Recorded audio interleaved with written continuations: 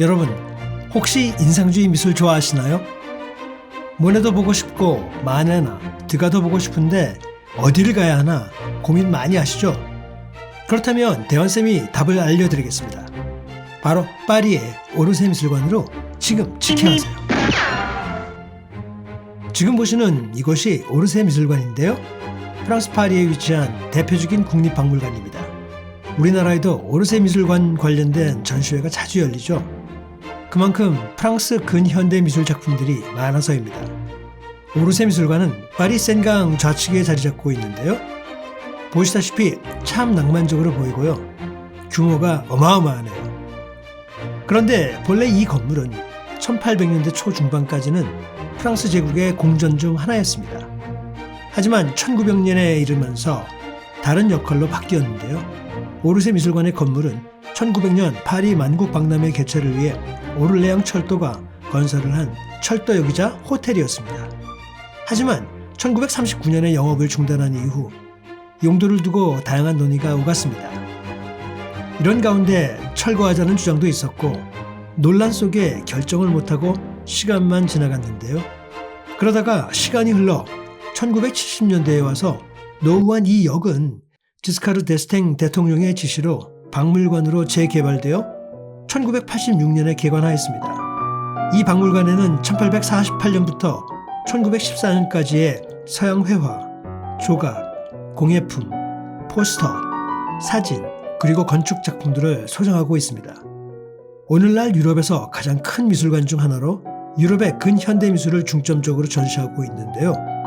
특히 인상주의와 후기 인상주의 소장품으로는 세계에서 가장 많은 작품들을 소장하고 있습니다. 모르셨죠? 그리고 대표작으로는 마네의 풀빛 위의 점심 식사, 올랭피아, 드가의 14살 어린 무용수, 크루베의 세상의 기원, 화가의 아뜰리에, 세잔의 카드 놀이하는 사람들, 모네의 루앙 대성당 연작, 그리고 르누아르의 물랭 드 라 갈레트의 무도회와 피아노를 연주하는 소녀들이 전시되어 있습니다. 듣기만 해도 지금 달려가고 싶네요. 그런데 오르세 미술관은 어떻게 명칭이 붙여진 걸까요? 오르세 미술관의 명칭은 인근에 위치한 강 부두인 오르세 부두에서 따왔으며 인근 건물들도 마찬가지라고 하는데요. 오르세 부두는 17세기 파리의 상인 시장이었던 샤를 부쉐르 드 오르세의 공로를 기려 붙여진 이름이라고 합니다. 여러분, 우선 박물관을 잠시 둘러보며 어떤 작품들이 전시되어 있는지 한번 보시겠습니다.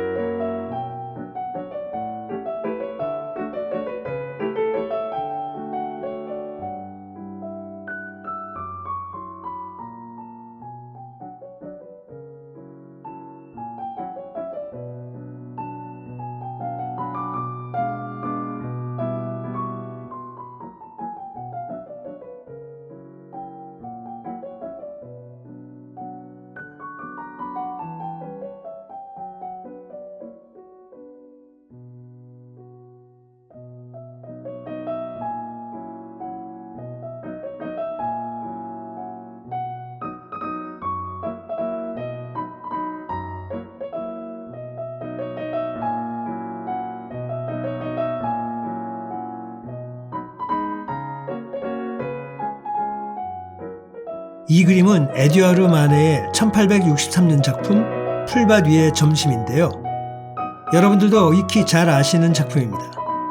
그리고 이 작품과 마네가 초기 인상주의라고 생각하시는 분들이 많은데요.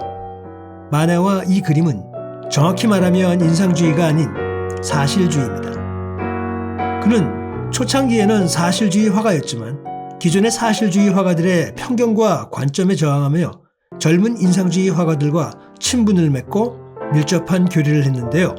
그리고 그들에게 강한 영향을 끼친 것으로 잘 알려져 있습니다. 그림을 보시면 보기와는 달리 많은 논란을 일으켰던 작품인데요. 전원을 배경으로 잘 차려입은 두 명의 남성과 함께 있는 누드 여인이 보입니다. 그리고 배경에 옷을 거의 벗은 또 다른 여인이 보이는데요. 이 그림에는 사실 슬프고 아이러니한 뒷얘기가 있습니다. 1863년 살롱 심사에서 거부당하자 마네는 다른 두 작품과 함께 이 작품을 낙선전에 전시할 기회를 얻었습니다. 그리고 그곳에서 대중적인 혹평과 논란을 일으켰다고 합니다. 당시 마네는 이 그림을 팔고 싶어 했지만 팔리지 않았는데요. 주변의 비난과 욕을 먹었지만 오히려 이런 비난을 많이 받다 보니 미술계의 유명 인사가 된 계기가 되었습니다. 그런 그림이 지금은 전 세계 미술사 책에 모두 출연하는 세계 최고의 미술 작품으로 인정받고 있으니 참 아이러니하죠. 계속 보시죠.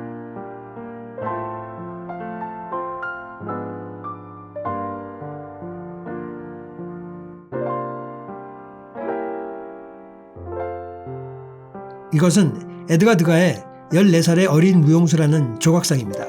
1880년에 만들어졌고요. 1881년 인상주의 전시에 출품되었던 작품이죠. 이 작품은 조각상이다 보니 여러 에디션이 있고 현재는 오르세 미술관과 미국의 내셔널 갤러리 오브 아트에 소장되어 있습니다. 이 조각상에 여러 특징이 존재하지만 특히 재료 차원에서 흥미로운 것이 있는데요. 이전까지는 돌이나 금속만으로 조서가 만들어졌는데 드가는 청동의 패브릭 리본과 얇은 명주천을 최초로 적용했다는 점이 독창적인 특징입니다. 어린 소녀이지만 단아한 모습으로 한 발끝은 세우고 완벽한 발레 포즈를 취하고 있죠. 그녀의 가장 트레이드마크 같은 포즈는 무표정의 턱을 당당하게 올린 모습이 매우 인상적입니다. 자, 다음 그림들을 보러 가시죠.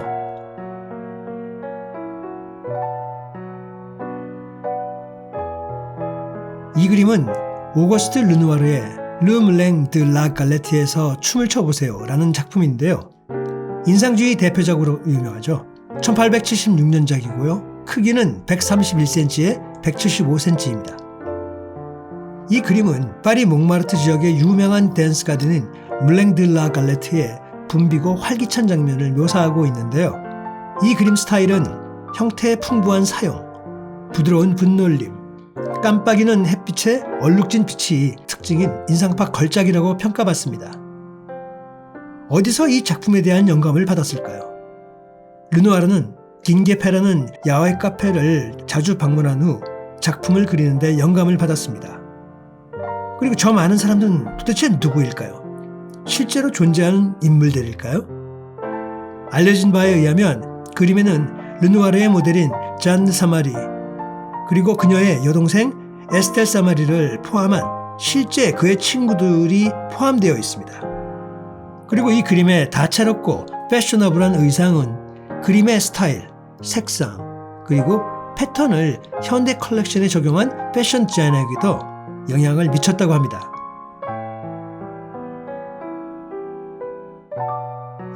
여기 모네의 르앙 대성당 작품들이 있네요. 한번 간단한 팩트들을 알아보죠. 모네는 1892년부터 1893년까지 르앙 대성당의 그림을 약 30점 이상 그렸습니다. 굉장히 중요한 의미와 가치가 있는 연작이라고 할 수 있는데요. 이 성당 그림은 어디에서 그린 걸까요? 모네는 프랑스 노르망디의 루앙에서 이 시리즈를 그렸고 루앙 성당길 건너편 맞은편에 호텔 룸을 임시로 빌려 여러 날을 보내며 같은 성당의 다른 시간대의 모습을 그린 것입니다. 그리고 나중에 지베르니에 있는 그의 스튜디오에서 마무리를 했죠. 이 그림에서 중요한 요소들을 좀 알아봐야 하는데요. 먼저 모네는 유명한 첨탑을 생략하고 대성당의 서쪽 정면에 초점을 맞췄습니다. 그는 조각된 돌의 느낌을 만들기 위해 질감 있는 분놀림을 사용했습니다. 클로드 모네는 1895년 파리에서 그림 20점을 전시했는데 그곳에서 비평가들은 물론 에밀 피사로와 폴 세잔도 극찬하며 많은 사람들에게 호평을 받았고 8점이나 전시 기간 중에 팔았습니다. 그렇다면 이 작품의 중요성은 무엇일까요? 여러 가지 있지만 모네의 그림은 다른 작가들에게 영향력 있고 급진적인 것으로 간주됩니다. 어떤 사람들은 모네가 그림에서 4차원인 시간을 최초로 포착한 사례라고 평가받습니다. 모네의 루앙 성당 그림 시리즈는 어두운 그림에 엄숙하고 엄격한 것부터 밝은 색상의 그림에 무성하고 행복한 것까지 다양한 특성을 가지고 있습니다. 그의 이 시리즈를 보면 미술적인 요소에서 큰 가치를 보여주는데요. 모네의 그림은 여러 겹의 물감으로 만들어진 독특하고 거친 질감의 표면을 가지고 있습니다. 이 점도 그의 각고의 노력과 끈기 그리고 인내와 혁신적인 작가로서의 해악이 스며들어 있는 그림이죠. 좀 더 그림들을 빠르게 감상하시죠.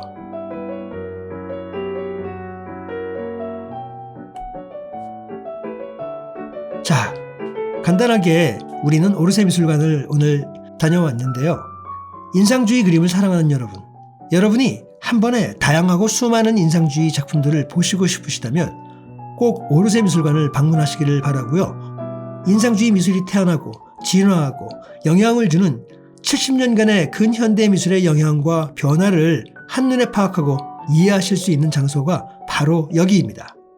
자, 오늘 영상은 여기까지고요. 다음에는 더 좋은 미술관을 소개시켜 드릴 것을 약속드리며 영상을 마칩니다. 오늘 영상이 도움이 되셨거나 좋으셨다면 구독과 좋아요 많이 눌러주시고요. 널리 공유도 부탁합니다. 그럼 다음 시간까지 안녕!